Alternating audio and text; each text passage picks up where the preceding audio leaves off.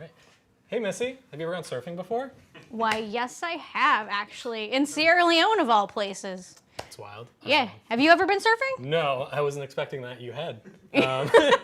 I have gone temperature surfing before, though. Temperature surfing. Yes. What's temperature surfing? Temperature surfing is essentially just a fancy term for using the way that a machine operates to get to the correct temperature. On a Classic, we've got thermostats that actually adjust the temperature.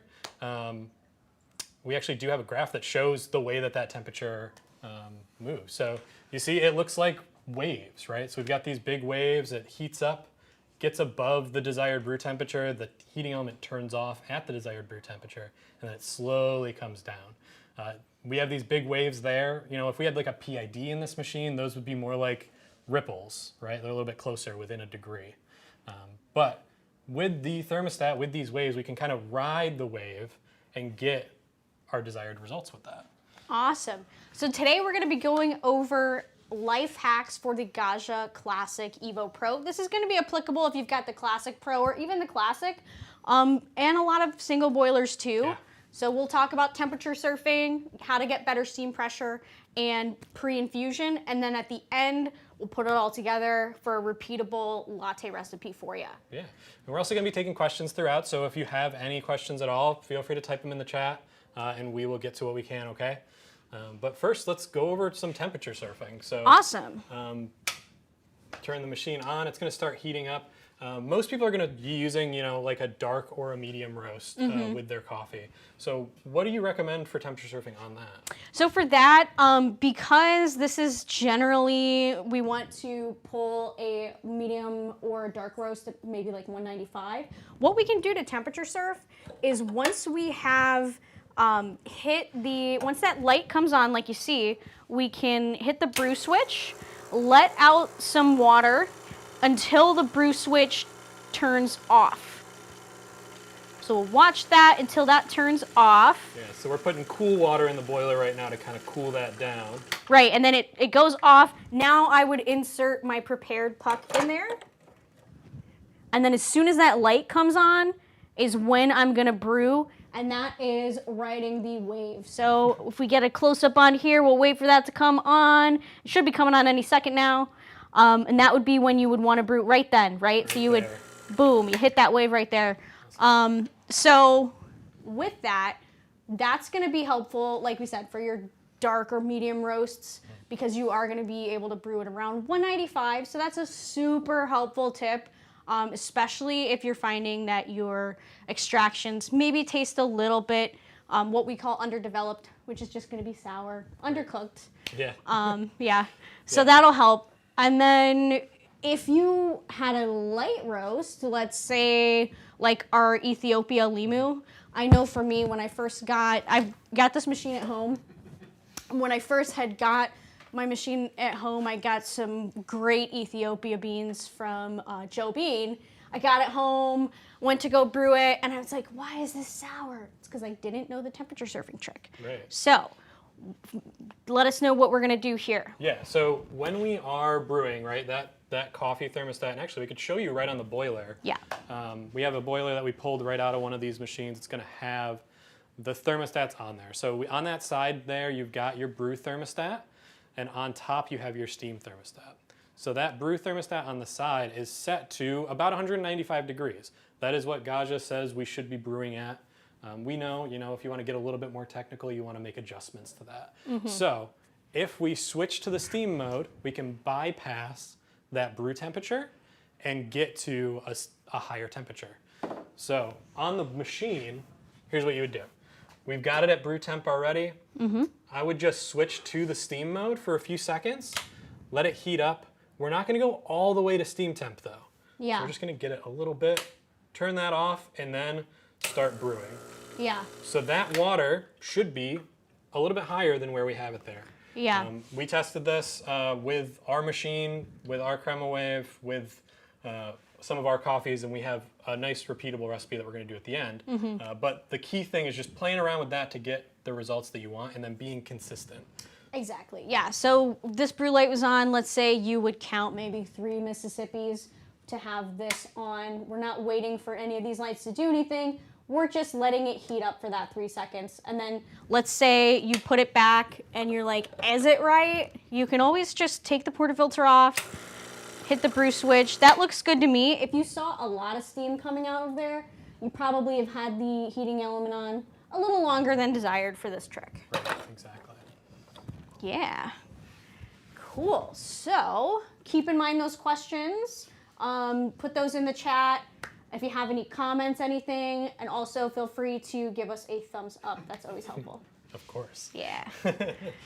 Yeah, so we're going to put that into brew at the end as well, but there is another temperature surfing trick that we want to go over, and it's on the steam side of things.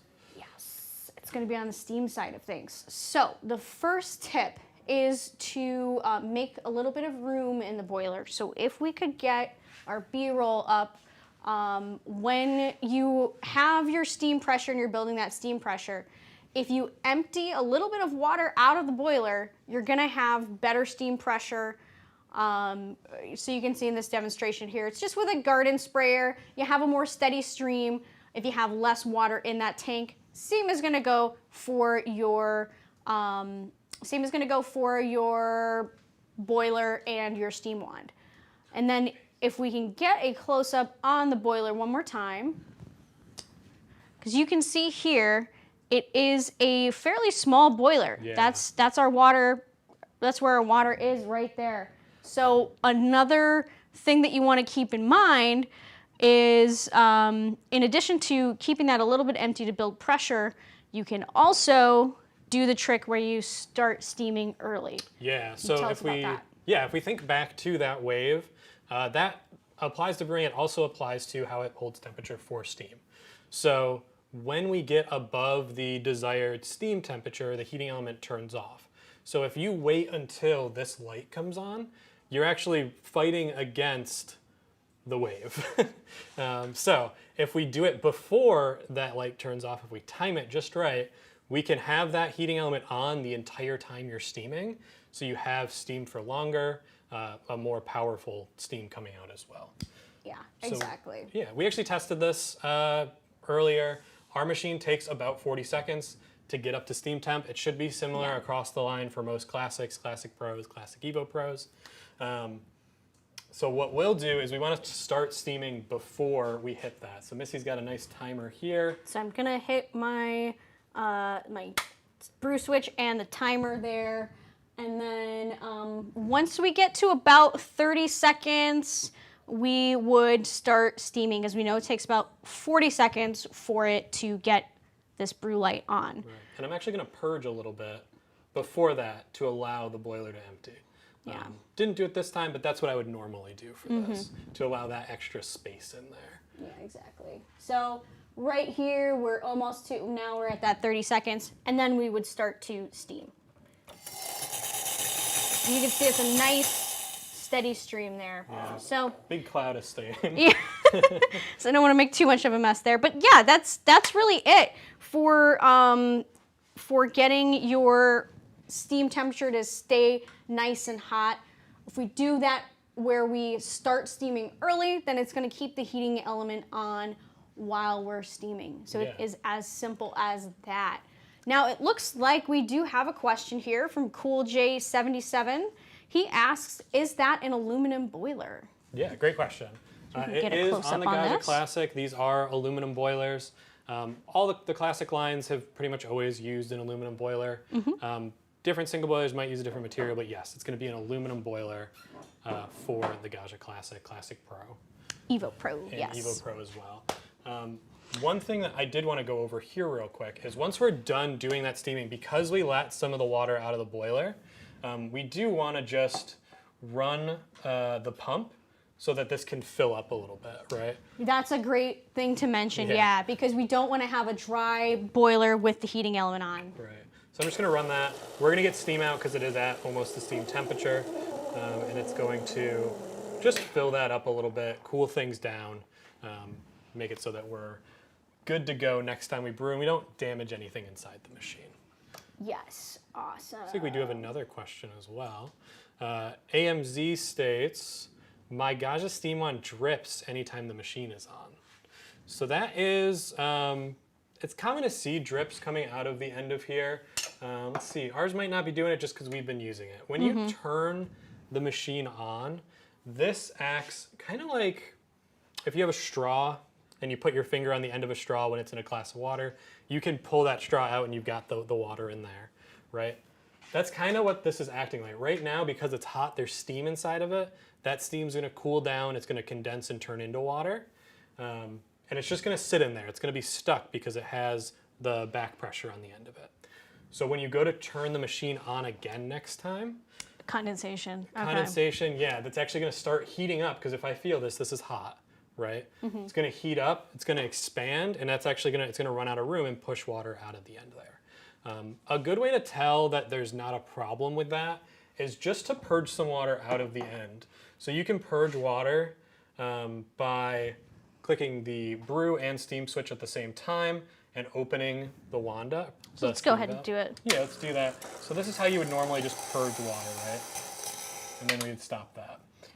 For testing to see if there's like a leak in the valve, if you have any problems, if you were to run both of these and not open this valve up, you would start seeing a drip coming out of the end here. Luckily, we don't have a drip here, but that is a good test for it. Cool. Yeah, great question, and Steve's definitely an awesome person to ask. Yeah, he's our tech support lead. I think the only other thing we are going to go over before we do our full demo of everything together is going to be some pre-infusion. Yeah, so we'll go over the pre-infusion. We actually do have another question there. It looks like Alan Frost asks, hi there, do you have any tips for pulling back-to-back shots when it comes to temperature surfing? Wow, yeah. Or does it not really matter? That's a really great question, Alan. Thank you. Yeah, so with that, you know, if I were gonna be pulling back-to-back shots, it would also depend, am I steaming as well? Am I doing back-to-back lattes or just espresso shots? So I'd say I would do it the same each time because it's a nice small boiler. Thankfully, you can refill and then heat up the water pretty quickly. So it does perform pretty well for making shots in a row. Yeah. The key thing here with that, and what I would say is if you're pulling back-to-back shots and you're not steaming, when you pull your shot, you'll see, like we did before, when you run the pump, that light turns off. Yeah. This light right here just turns off. So that means that we're at a lower temperature than we want. It might take a minute to turn off here just because it's at steam temp, but that means we're at a lower temperature than about 195 degrees, right? So you would essentially just temperature surf again in order to maintain your heat, right? So you would get that to where it goes off and then wait for it to go right back on again. You just repeat the process for pulling your next shot. Yeah, if you're really good about it, if you have great timing, you could go to pull your next shot and wait for that light to come on without even trying to purge or anything. Yeah. But that takes a little bit of luck and timing, I would say. Yeah, so I say it does matter.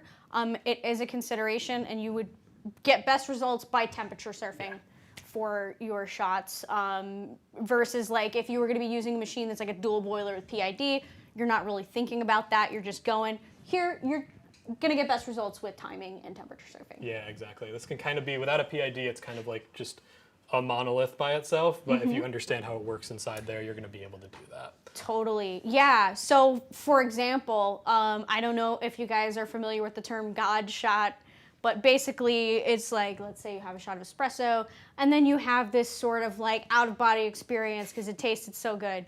The first God shot I ever had was actually on a Gaggia Classic. We had Sorrow from BIT visiting from Italy, and he was doing a demo. So yeah, if you know what you're doing on these, they can get you just as good results as some much more expensive machines, for sure. Yeah, that's crazy. I've never had, you know, we can't guarantee a God shot on one of these every time, but this will get you a lot closer. Yeah, for sure. It actually looks like we do have another question as well. Yeah, it looks like Nathan Didlake asks, with a boiler that size, does it steam long enough to get a good foam texture? Foam texture. Yeah, and that is a great question. It does by itself. If you're doing a larger latte, let's say, when you get into those bigger cups that I know a lot of people like, doing the temperature surfing in the way that we were explaining is definitely going to help that, as well as making that room in the boiler, right? So when you have less water in there, you have more room for steam, and then you have the heating element constantly running. You're not going to run out of water very quickly in this anyway, but that will give you, a nice, longer, stronger pressure. Especially the two tips together, where you start the shot early before the light comes on and you've made room. That's going to give you best results for steam pressure in the Gaggia Classic. Absolutely. Yeah. All right. Cool. So let's talk about pre-infusion. Yeah. All right. So pre-infusion, what is pre-infusion? Just a general primer, right? So pre-infusion is when you are just putting some water on your puck before you do your actual brewing. We're gonna give you a little demonstration here so you can see. We've got a visual demonstration. We've got some room temperature water that we're doing this with. So on the first glass here, I'm going to do no pre-infusion and fill it. Okay, let's just fill it up. Just let that go. On the second one, I'm gonna drop a little bit in and then stop.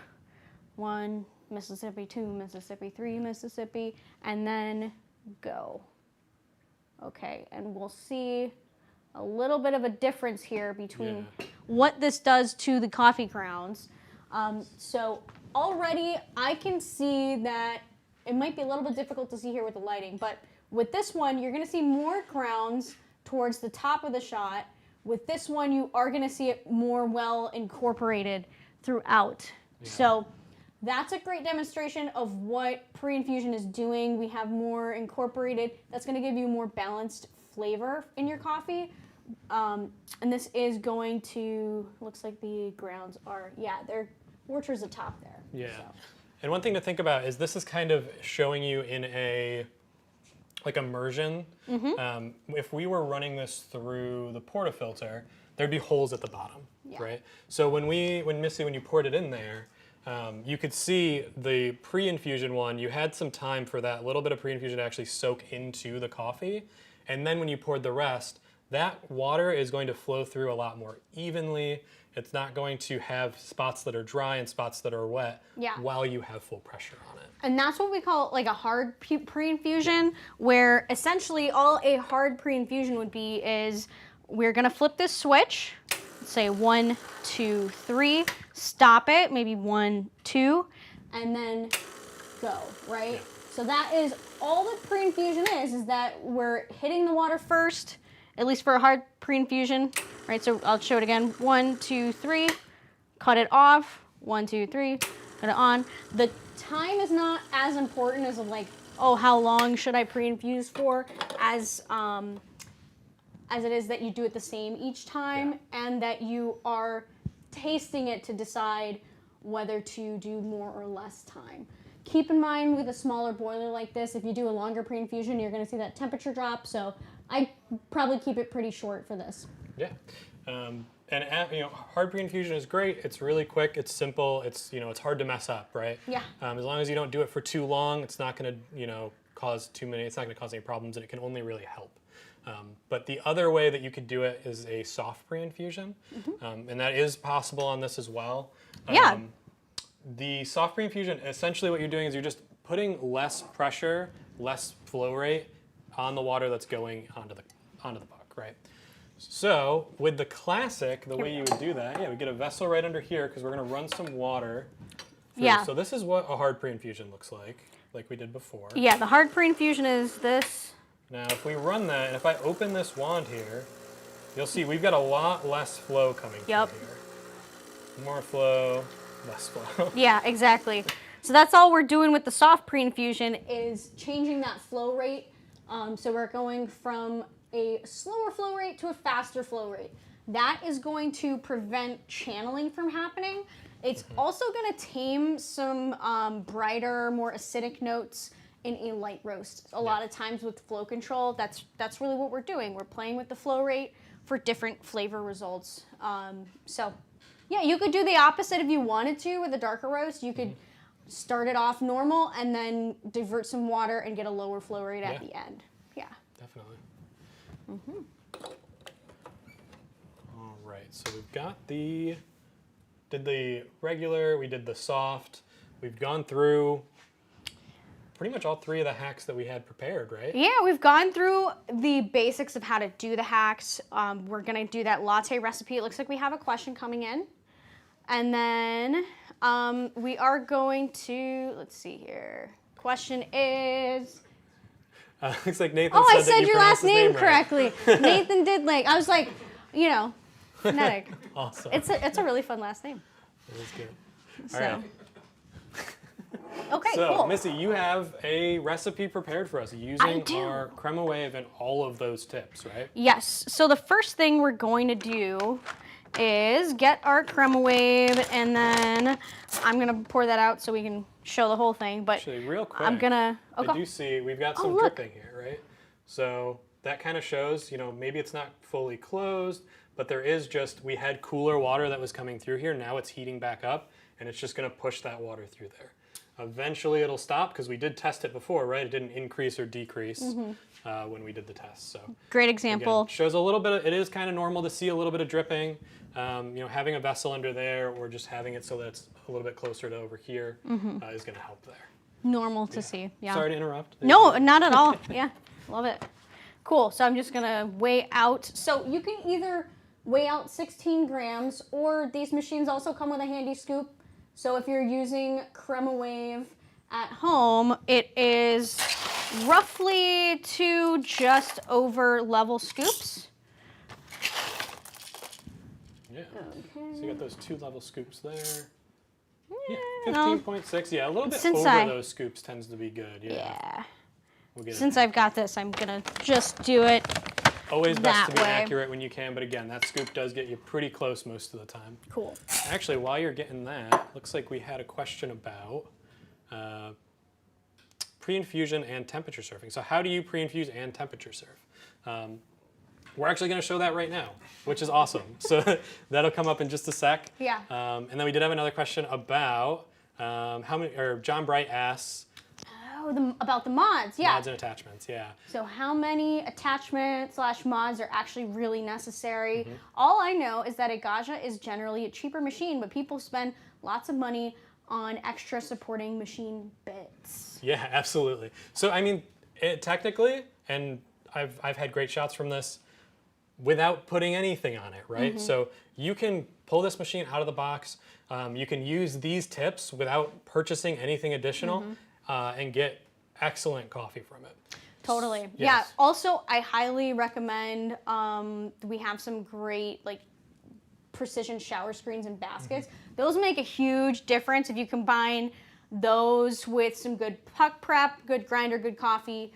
You can get some excellent results. Yeah. So there are kind of like 3 tiers there, right? There's the don't do anything. You can still get great coffee with that. Maybe employ some of these tips and tricks. There's the extra accessories that you can buy, Gaggia branded or not, just to, you know, up your game up with the portafilters and that. And then there's the third where people will go really into it. The tinkerers, the people who like to go, you know, add things like PIDs and all this crazy stuff to it. That's cool. That's, you know, really fun science stuff. It's not something that we sell, and it is something that voids your warranty if you are worried about that kind of thing. But if you're a tinkerer, that's another thing you can get into to just have more. Yeah, there are ways to soup it up if you'd like to. Yeah. AMZ asks, how long does the Gaggia Classic take to get to temperature? Yeah. So great question. From brew to steam, it's 40 seconds. When you turn the machine on, I'd say it takes, like 2 minutes to get that brew light on. It's very quick. Also at home, I've always been the type to just keep my machine on for a good 20 minutes before using it, just to make sure. I mean, it's a big hunk of aluminum. So I like to make sure that it just all gets up to temperature. This is attached to the portafilter at the bottom. So I like my portafilter to be nice and hot too. Don't have to wait that long, but I'm a little. I also like waiting. I'm a little particular. Yeah. Waiting is important, especially because the way that is actually reading it, right? When this light comes on, the thermostat attached to the side of the boiler is telling you that the water inside the boiler is up to temperature. That thermostat isn't attached to the group head. It's not attached to your portafilter. It doesn't know what temperature those are at, and having these nice pieces of like solid thermal mass heated to temperature is really important, just to make sure that everything's nice and even. And that's exactly why this machine has been popular for so long is because you do have those real premium metal components on the inside that get up to temp, that keep temp, and then don't lose it while you're brewing. Yeah. So let's get to it. Okay, so I've got my coffee. I'm going to steam my milk first. So let me get my handy dandy timer. I'm gonna get this going. I'm going to wait for my 30 seconds and then I will steam. Get a little bit of milk in there We'll for you. also get this ready. Have that off to the side. That's nice and hot. Okay, so I'm at 13 seconds. So I'm going to make sure that I'm making room in there by opening the steam wand without engaging any of the switches. Okay. And then we're at 25. So I'm going to start steaming early.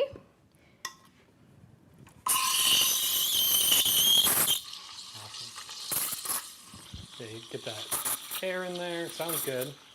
Oh yeah. And generally, we're kind of recommending steaming your milk first so that your espresso shot doesn't sit too long.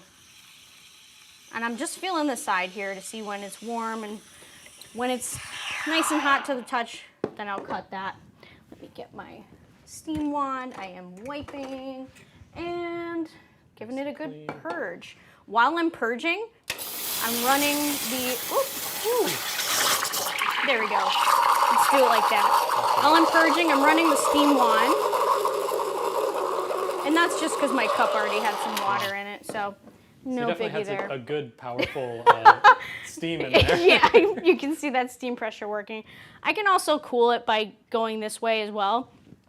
So I'm gonna get my coffee in here. We'll do that.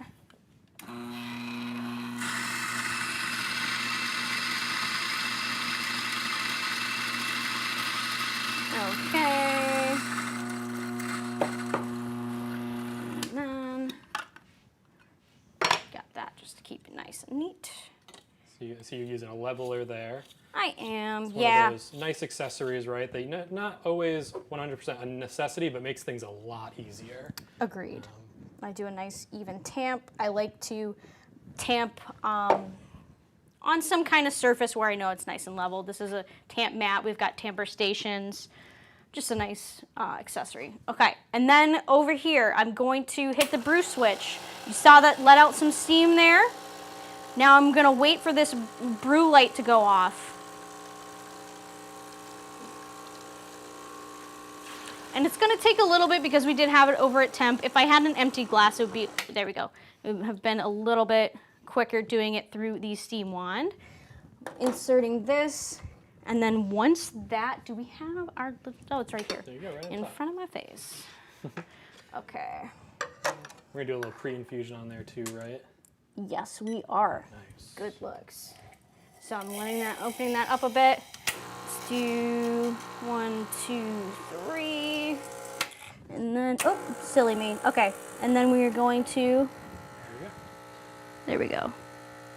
Get our pre-infusion going. Oh, that looks like a really good shot. It does, yeah. And I did 16 grams. So that's roughly gonna be about an ounce and a half out, or 32 grams. Okay, and you're aiming for 20 to 30 seconds. That looks great. It does, yeah. I'm excited to drink it. And give the milk a little swirly. You can also swirl your espresso if you want to. Give it a little tap. Some of those bubbles out of there. Usually, Yeah, right? exactly. And then we're gonna do a heart. Nice little heart there. Nice little heart. You can also do, you could do stacks if you want to, but anyway, there we go. Looks great. I broke the heart a little bit. That's okay. How does it taste? Does it taste good? Yes, it tastes really good. So somebody had asked about if you can get really good foam. Yes, you definitely can get good foam on this. We got a nice micro foam, good enough to do latte art with. We did some pre-infusion.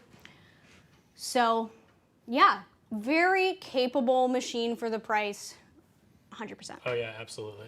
And yeah, there's so many little things that you can do with it just to make things easier for you without even having to buy anything additional if you don't need to. Yeah. Right? Looks like we've got another question coming through. Here we go.